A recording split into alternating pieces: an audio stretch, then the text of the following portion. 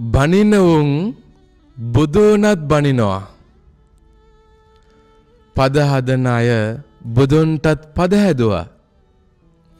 ගමේ උන්දලා බනින එකවත් පද හදන එකවත් ඔය ඇත්ත බුදුනා කිව්වත් නතර කරන්නේ.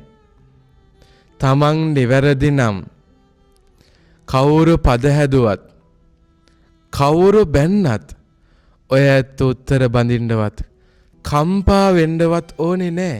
බුදුහාමුදුරුවන්ට ගල් පෙරළුවෙත් බුදුහාමුදුරුවන්ගේම මස්සිනා.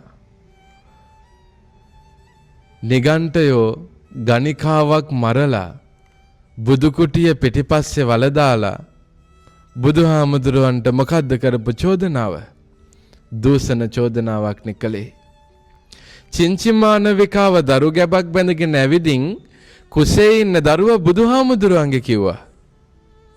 ඒ විතරක් නෙමෙයි බුදුහාමුදුරුවන්ට කියන්න ඕනේ කතා ඔක්කොම බුදුහාමුදුරුවෝ ඉද්දිම කිව්වා.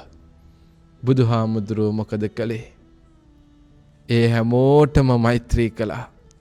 රහසින්වත් පව් කරපු නැති මගේ බුදුහාමුදුරුවෝ ඒ හැම තැනකදීම නිහඬව හිටියා.